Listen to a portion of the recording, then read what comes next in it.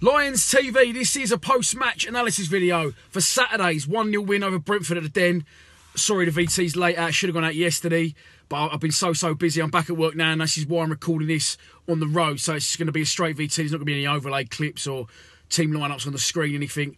But yeah, still want to get it out, still want to, share my thoughts on the game. It was a very good win against an extremely good Brentford side. They're a very good footballing side.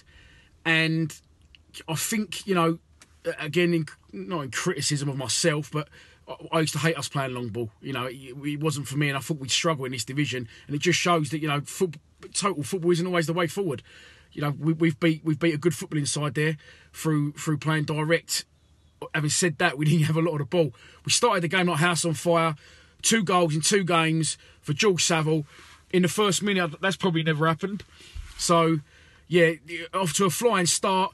High pressure from the forwards. Again, Gregory and Morrison, they was at that again all game. Defending from the front. We break the play up. Jed wins it. I think injures their player in the process. And slots in George Saville, who he seems like he's starting to try to get forward a bit more. He seems to have got beyond. He seems like he's committing himself more forward. He sort of makes that run beyond the forwards again. And a lovely finish with his weaker foot. Nice, calm, just passes it into the net, doesn't panic. And we're 1-0 up. After that, I watched the club highlights that they put out and it seemed like quite an even game. We did have other chances during the game, but Brentford had a lot of the ball. I thought that was very dangerous from wide areas. But they go up the other end and they get a corner that was never a corner. Then the ball goes, comes across, it goes in. I don't know why it's been disallowed, to be honest. I was just listening to the Acton Mill podcast and I forgot about a disallowed goal.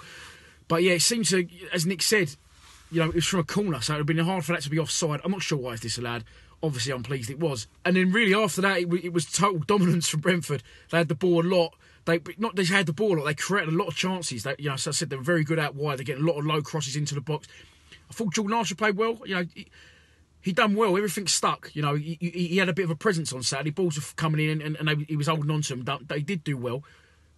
And I'm not going to criticise him, but he just did everything I'd expect our goalkeepers to do. And if he does that every game, you won't hear another peep out of me on the subject. But yeah, I thought he looked strong Archer Saturday. Further into the second half, another big chance that Brentford had was the header that come back off the line and come out. I was convinced that went in by about 2 yards, but I'm blind as a bat anyway. Even though I did have my bins on, it seemed from where the angle I was at, it looked like it gone well over the line. It didn't.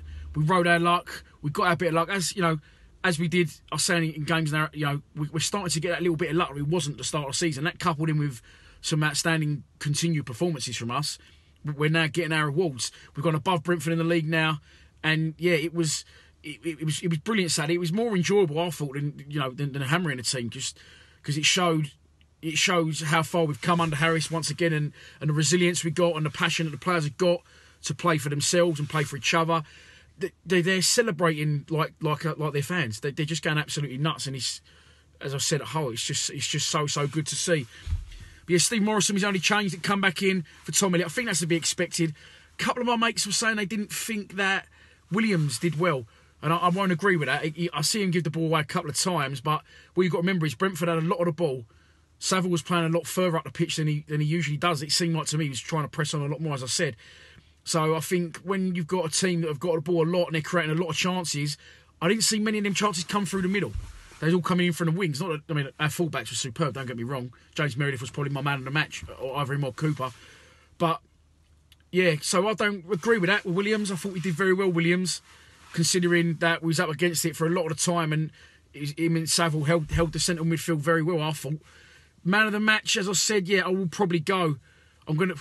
For the goal line clearance, I'll go with James Meredith, but it was a toss-up. It could have been any one of the back four. It could have been any one of the back four again. Jed Wallace in the first half, the energy, the engine the man's got. He'd do the London Marathon in about 2.5 minutes. He's just an absolute machine, the guy, and he's passionate. I mean, all their passions, but Jed he's just so up for it, and he's got that chase down the lost cause to a T and get a round of applause from the fans.